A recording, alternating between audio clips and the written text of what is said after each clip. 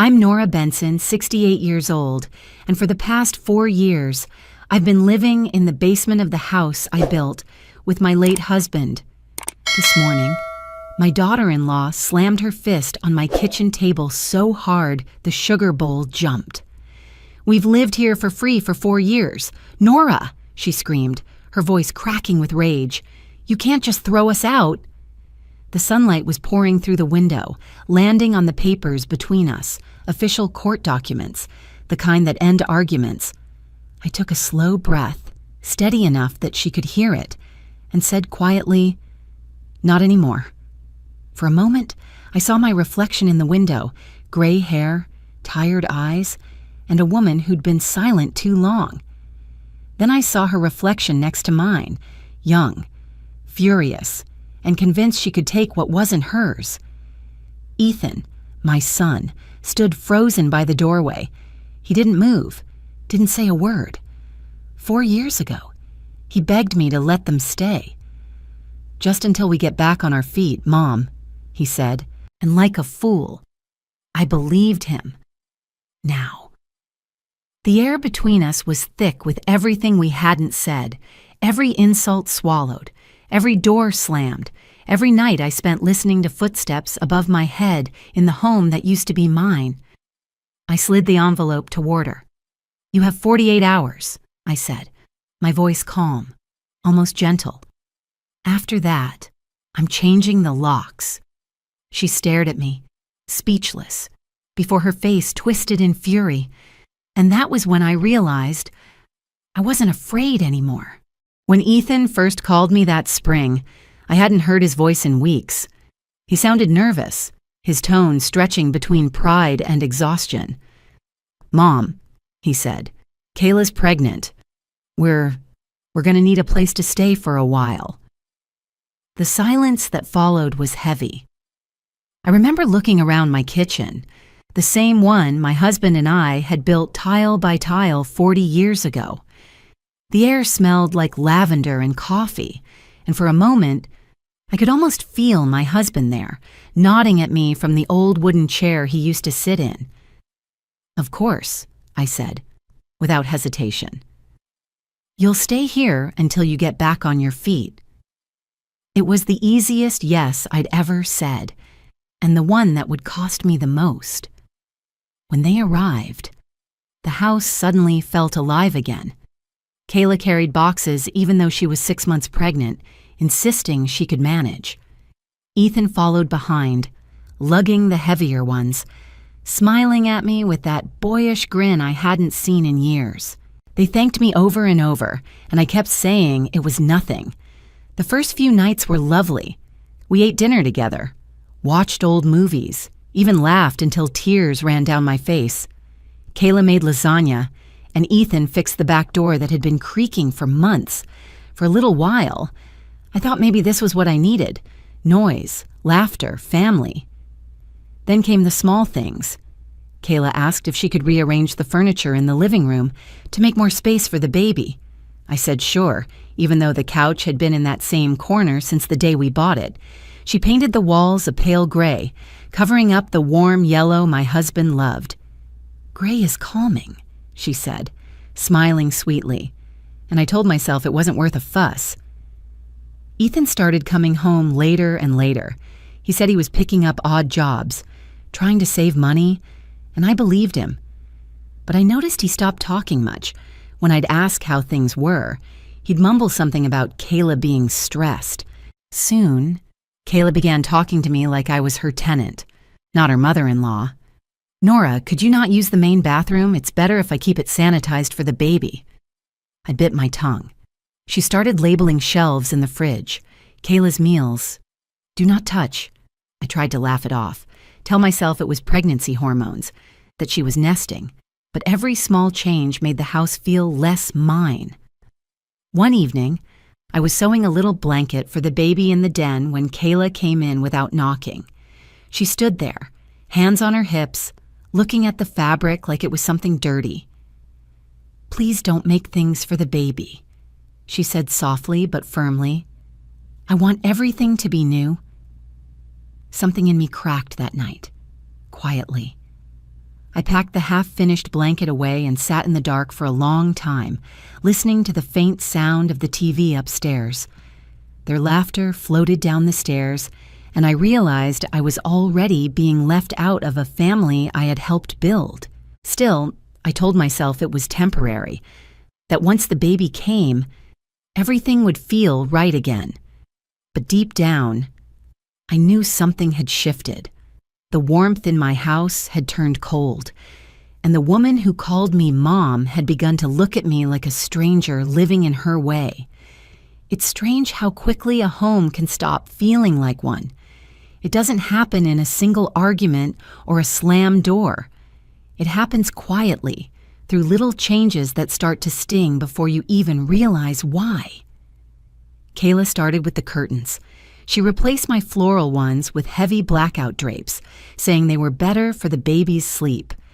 Then she boxed up the family photos on the hallway wall, explaining she needed the space for her decor vision.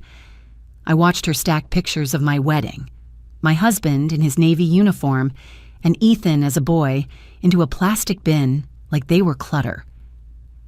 I remember standing there, holding one photo in my hand, the one where my husband was holding Ethan at the beach. Kayla smiled at me and said, "Don't worry, Nora, I'll keep them safe." She said it kindly, but it felt like a door closing. After that, she began managing the house like she owned it. She made weekly grocery lists, rearranged the pantry, and once, when I came home from my sewing group, I found the locks had been changed on 2 of the upstairs rooms.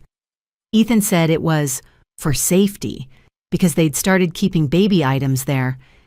But when I tried the doorknob and felt the click of the lock, I knew something was wrong. I still had my small routines.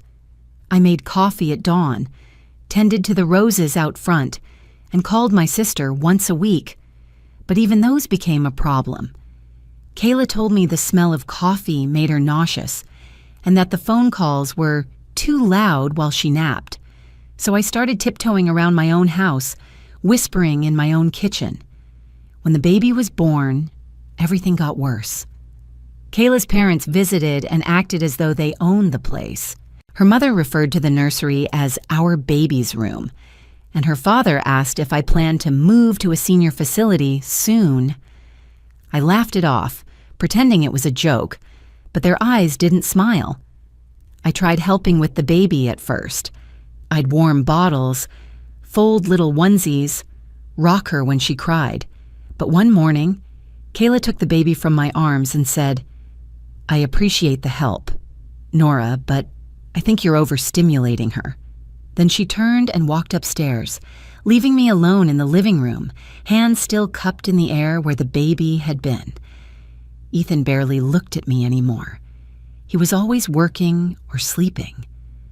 When he did speak, it was in whispers, as though afraid his wife would hear. I could see the tension in his shoulders, the guilt in his eyes, but he never said anything. One afternoon, I came home from the grocery store and found all my dishes gone from the kitchen cabinets. The blue china my husband had bought me for our 30th anniversary, gone. In their place were sleek white plates and glass bowls, everything sterile and soulless. When I asked Kayla where my dishes were, she said, "Oh, they didn't match the theme. I donated them." That night, I sat on the edge of my bed, staring at the empty shelves and the single photograph I'd managed to save. It was just me and my husband smiling on our porch, back when this house was full of warmth. I whispered to the picture, "I don't recognize this place anymore." And as I turned off the light, I heard Kayla laughing upstairs, a bright, sharp laugh that echoed through the walls like a warning. Something deep inside me said this wasn't just disrespect. It was the beginning of something darker. The day I moved into the basement, no one said a word about it. It just happened. Kayla told me the guest room upstairs needed to be converted into a play area, and Ethan, sweet, quiet Ethan, just stood there, eyes on the floor. I didn't argue. I packed my clothes, folded my blankets, and carried them down the narrow stairs one by one. The basement smelled of dust and old paint. The ceiling was low, the concrete floor cold under my feet. There was no window, just a single bulb that hummed when I turned it on. Kayla brought down a small cot from the garage and said, "It's only temporary, Nora, until we organize everything upstairs." Temporary lasted 4 years, the first weeks. I tried to make the space feel like mine. I laid down a rug, put up a little lamp, and set my husband's photograph on a crate I used as a nightstand.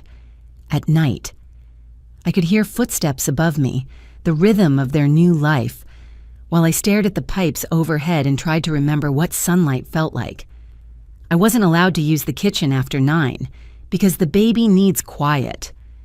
I wasn't allowed to invite friends over because the baby could catch something. Eventually, I wasn't allowed to use the washing machine either because Kayla said I wasn't loading it correctly. So I adapted. I washed my clothes in the sink, cooked simple meals in a small toaster oven I bought with my pension money, and pretended I was fine. But there were nights when I'd hear Kayla's laughter drifting through the floorboards, sharp and carefree, and I'd feel a bitterness I didn't recognize. I hated that sound, not because she was happy, but because I wasn't allowed to be. Ethan would sometimes come downstairs after everyone was asleep. He'd sit on the last step, not coming all the way down, just sitting there like a child in trouble. "Mom," he'd whisper, "I'm trying to fix this." I wanted to believe him, but every time he went back up those stairs, the sound of the door closing felt heavier. One night, I woke up to the basement light flicking off. I went upstairs, half asleep, only to find the door locked. I knocked, called his name. No one answered, so I went back down, sat on my cot, and stared at the dark. That was when I realized I wasn't living there anymore. I was being kept there. And for the first time, I started thinking about how to leave, not as a guest, but as an owner, taking back what was hers. It was late, close to midnight, when I heard them talking. The basement air was still, but voices floated through the floorboards, muffled and sharp. I turned off my small lamp and listened. Kayla's tone was low, fast, the kind people use when they're planning something they shouldn't. "She's old, Ethan. Once the house deed is in your name, it's done. She can't touch it." My blood went cold. There was a pause, and then Ethan's voice, soft, hesitant. "I don't know, Kayla. It's still Mom's name on everything." "Not for long," she said. "I already filled out the transfer forms. You just need to sign them. Think about our future, not hers." I sat there on the cot, gripping the edge of my blanket, feeling my heart pound in my throat. For a moment, I thought maybe I'd misheard. Maybe it was just exhaustion. But then I heard her say it again, clear as day. "She doesn't even belong here anymore." I don't remember how long I stayed frozen like that. The next morning, I went through the motions, made coffee quietly, smiled when she walked in, but every breath felt heavier. I was living above a trap, and they didn't even bother hiding it anymore. That afternoon, I called my old friend Evelyn. She used to work at the county clerk's office before she retired. We hadn't spoken in months. When she answered, her voice sounded surprised. "Nora, honey, are you okay?" I told her everything. Not the full story, not yet, but enough that she understood the fear in my voice. There was a long pause. Then she said, "Come by tomorrow and bring whatever papers you still have." When I showed her the old deed, she squinted at the signature lines and frowned. "If she's trying to transfer ownership without consent, that's fraud. You need a lawyer." She scribbled down a name, Mark Heller, elder rights attorney. The next morning, I met him in a small office downtown. He listened, really listened, and when I finished, he said quietly, You've got more power than you think. Mrs. Benson. We'll handle this legally, not emotionally." For the first time in years, someone spoke to me like I wasn't invisible. That night, when I returned home, I looked up at the ceiling above my basement bed. Every creak and footstep sounded different now, not like oppression, but like evidence. And for the first time, I wasn't afraid of the noise. I was ready to record it. The morning of the eviction was brighter than it had any right to be. The sky was clear, the kind of blue that usually made me want to water my roses. But that day, I didn't even look at the garden. I just waited by the front window, the court papers folded neatly in my hands.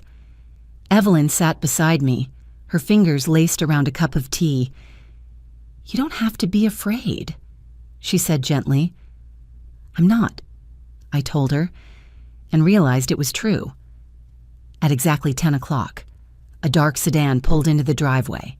Mark stepped out first, his briefcase tucked under one arm, followed by 2 police officers. The sound of their shoes on the pavement echoed through the house. Kayla was in the kitchen, humming to herself while she sliced fruit. Ethan was upstairs, probably pretending to be asleep. I could feel the tension in my chest, but it wasn't fear anymore. It was release, years of silence breaking open. When Mark knocked, I didn't wait for Kayla to answer. I opened the door. "Come in," I said, my voice calm and steady. Kayla turned around, knife in hand, confusion flickering in her eyes. "What's going on?" Mark set his briefcase on the table, opened it, and took out the papers. "By order of Multnomah County Court, this property is to be vacated within 48 hours. Failure to comply will result in removal by law enforcement." For a heartbeat, no one moved.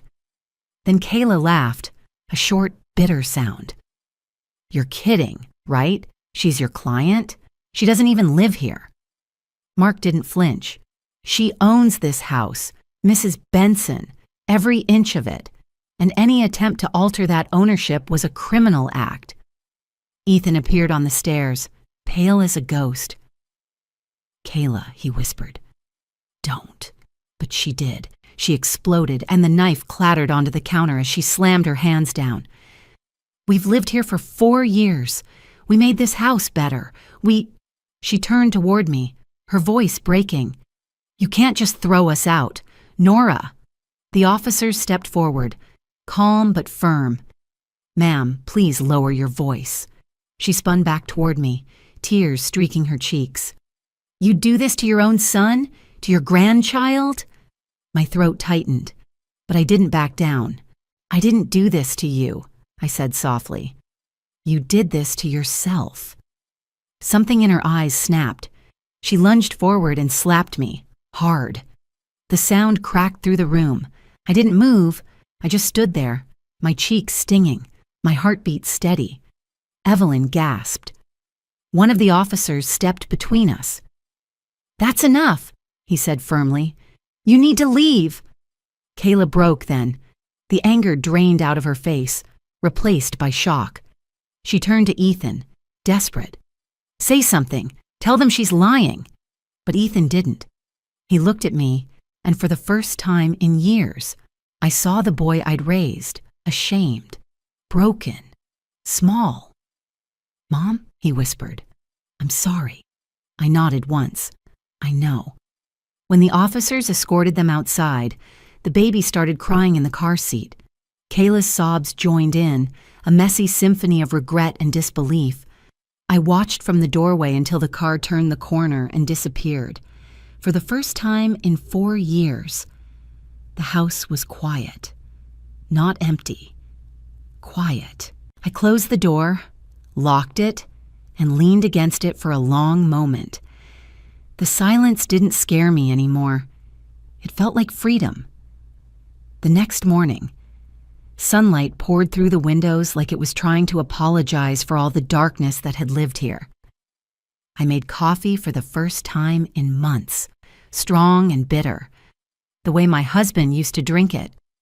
The smell filled the kitchen, chasing away the ghost of Kayla's lavender air freshener. It was strange how silence could feel so alive. I spent the day cleaning, not because the house was dirty, but because I needed to touch everything again. I opened the windows, washed the dishes that had been replaced, and found one of my old blue china plates hidden in the back of a cabinet. I held it to my chest and laughed. "You waited for me," I whispered. In the afternoon, Evelyn came by with a bag of groceries and that knowing smile she always had. "You doing okay?" she asked. I nodded. Better than okay. We ate soup together in the kitchen, sunlight stretching across the table like an old friend. She told me the court paperwork had gone through. The house was officially back in my name. With no contest, I thought I'd cry. But I didn't. I just sat there smiling, letting the quiet do the talking. Later, after she left, I went down to the basement. The air was still musty, but it didn't feel like a prison anymore. I unplugged the little lamp, folded the thin blanket, and carried everything upstairs. Then I shut the basement door, locked it from the outside, and whispered, "Never again." That night, I slept in my old bed, the one by the window facing the garden. The moonlight spilled across the sheets, soft and silver. For the first time in years, I didn't dream of being trapped. I dreamt of open doors, of laughter that didn't hurt. When I woke up, I opened the window and breathed in the morning air. The roses had bloomed again, bright, stubborn things, refusing to die no matter how long they'd been ignored. I smiled at them and thought, maybe I'm like that too. A week after the house became truly mine again, a letter arrived in the mail. The envelope was yellowed, the ink faded, and the return address stopped me cold. It was from my husband. The postmark was dated nearly 10 years ago. Somehow, it had been lost in the system, traveling through time just to find me now. My hands trembled as I opened it, careful not to tear the edges. His handwriting was the same as I remembered, steady, thoughtful. My dearest Nora, if you're reading this, it means life has moved on without me, and you're learning how to live again. I hope you fill the house with laughter, even if it's your own. And if, one day, someone tries to take that peace from you, fight for it. Because a home is not made of walls or paint. It's made of courage, love always. Daniel. I read it twice, then 3 more times, until the words blurred through my tears. I walked out to the porch, the letter still in my hand. The sun was setting, turning the sky gold and pink, the same colors that used to light our evenings together. For the first time in years, I spoke out loud, as if he could hear me. You were right, Daniel. I fought for it. The breeze caught the edge of the paper, and I held it close to my chest. Then I went back inside, to the hum of my sewing machine waiting on the table. I sat down, threaded the needle, and pressed the pedal. The sound filled the house, steady, soft, alive. And for the first time in a long, long while, it truly felt like home.